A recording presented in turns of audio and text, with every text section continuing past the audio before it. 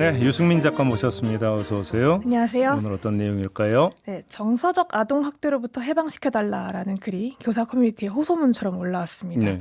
학부모의 악성 민원으로 올해에만 경찰이 학교에 9차례 출동을 했고 5번의 아동 학대 신고를 당했다라는 내용인데요. 정서적 아동 학대로 어떤 민원이 좀 들어오는가 작성자를 찾아서 얘기를 들어봤습니다. 송욱진 교사 이야기를 들어보겠습니다.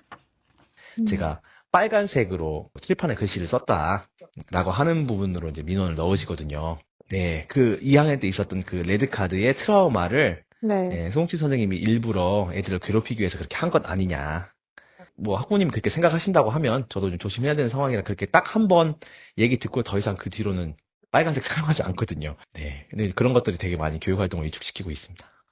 그러니까 교사가 학생을 정서적으로 학대하고 있다고 학부모가 민원을 넣는다 이 얘기입니까? 네, 그렇습니다. 레드카드 트라우마라는 게 뭐예요, 이게? 그러니까 이게 한동안 전북 지역에서 좀 떠들썩했던 호랑이 레드카드 사건이라는 게 있었는데요. 네. 2021년도 초등학교 2학년 교실에서 벌어진 일입니다. 그러니까 수업 중에 한 학생이 페트병을 손으로 비틀어서 소리를 자꾸 내니까 교사가 이제 몇 차례 하지 말라고 주의를 줬는데 그럼에도 불구하고 아이가 듣지 않자 호랑이 그림 레드카드를 칠판에 붙여놓고 그 옆에 학생의 이름표를 건 겁니다. 네. 네, 그걸 가지고 학부모가 정서적 아동학대다라고 민원을 넣고 소송까지 제기를 하게 됐는데요. 결과적으로는 헌재도 아동학대가 아니다라고 재판관 전원 일치로 결정을 내렸고 또 기소유예까지 취소를 해야 한다라는 강력한 판결도 내렸고 대법원도 정당한 교육활동이다라고 판단을 했는데 네. 그런 법리적인 문제와는 별개로 우리 아이가 2학년 때부터 쭉 괴롭힘을 당하고 있다라고 학부모가 이제 얘기를 하고 있는 거죠. 그럼 3년 넘게 민원 넣고 있다는 얘기예요? 네, 지금까지도 각종 진정과 민원 또 형사고발과 행정소송까지 진행이 되고 있습니다. 네. 그래서 상당히 이례적인 케이스인데 전북 교육감이 직접 해당 학부모를 공무집행 방해 그리고 무고, 상해, 명예훼손으로 이제 경찰에 고발하는 일까지 벌어졌는데요.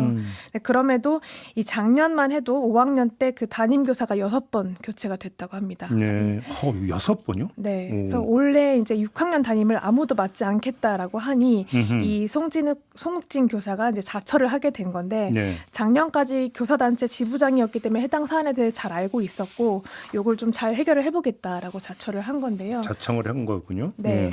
그래서 학교에 이제 왔지만 개학 당일부터 조금 문제가 있었던 게 학부모가 같이 교실에 들어와서 이 교사를 마주치고 이 좀 부당한 방법으로 담임이 된 게 아니냐라고 의심을 하면서 3월 한 달 동안 경찰을 대동해서 민원을 제기해왔던 거죠. 아무 일도 없었는데 예. 그냥 그러니까 담임이 됐다는 이유로 예.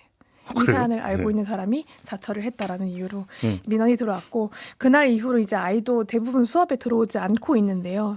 이게 출결 처리까지 좀 문제가 되고 있는 게 190일 중에 3분의 1을 결석을 하면 다음 단계로 진학이 불가능한 상황인데 유급이 되는 건가요? 네, 예. 근데 그 날짜가 지금 하루하루 앞으로 다가오고 있는 그런 상황입니다. 네. 그래서 학교도 교사도 학부모를 이제 설득을 하려고 하고 아이와 마주칠 때마다 또 제안을 하려고 하는데 그게 또 역효과인 게 아이한테 같이 공부를 해보자라고 얘기를 하면 아동학대로 신고가 들어오고 예. 얘기를 안 하면 또 방치를 한다라는 이유로 아동학대 신고가 들어온다고 하는데요. 예. 네, 송욱진 교사 이야기를 한 번 더 들어보겠습니다.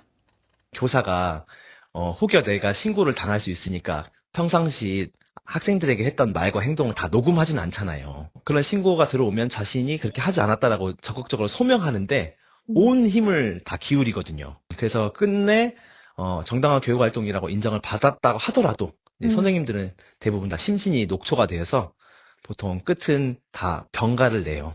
결국은 담임이 바뀌게 되는 일이 빈번하게 생기는 거죠. 아니 담임이 6번 바뀌었으면 네. 다른 아이들에게도 영향을 주는 거 아니에요? 그렇죠. 그러니까 이번 2학기 들어서 이 아이들이 학생들이 선생님한테 쓴 편지를 제가 봤는데 네. 작년에 상담 치료까지 받아야 했고 그 담임 교체로 인해서 본인도 불편했고 이 수업 중에 교문을 드나드는 경찰차를 볼 때마다 불안했다라는 얘기도 적혀 있었고요. 매번 선생님이 전화를 받고 교장실로 내려갈 때마다 걱정이 됐다. 또 하지만 다녀와서 또 아무렇지 않게 우리를 가르쳐줘서 감사하다라는 내용도 있었고 네. 이 민원이 지속되면서 이 2학기 때는 선생님을 더 이상 못 보게 될까 봐 많이 걱정을 했다라는 얘기들이 있었는데요. 과연 이런 걸 초등학교 6학년 학생들이 고민을 해야 되는 문제인가라는 좀 되짚어볼 필요가 있는 거죠. 아니 경찰을 찾은 게 그럼 한두 번도 아니라는 얘기인데 네. 그럼 경찰은 그때마다 또 응했다라는 건가요? 네. 사실상 할 수 있는 게 없어서 그대로 돌아가긴 했지만 예. 이 서희초 사건 이후로 민원 시스템이 생기긴 했습니다. 그래서 학교에 방문을 하려면 사전 예약을 하고 조율을 한 다음에 찾아와야 되는데 사실상 경찰을 대동하고 찾아왔을 때 뭐 우리 아이가 좀 불안해한다라고 하면 그걸 막을 수 있는 도리가 또 없다고 하고요. 이 악성 민원을 거부하는 법 조항도 존재를 하지만 그 기준이 조금 불분명하기 때문에 학교 입장에서는 현장에서 좀 살리기가 어렵다라는 게 조금 아쉬운 부분으로 나오고 있습니다. 네. 결과적으로 이렇게 한두 명의 학부모의 민원으로도 학교 전체가 흔들릴 수 있다는 거를 지금 꾸준히 보여주고 있는 사례이기도 한데요.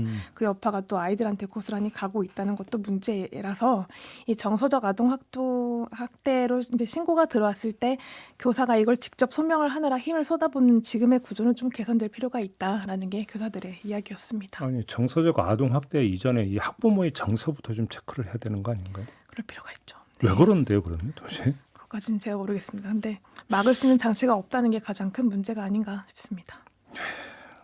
좀 이해가 안 되는데요. 예. 알겠습니다. 자, 여기까지 진행하죠. 유승민 작가였습니다. 수고하셨어요. 고맙습니다.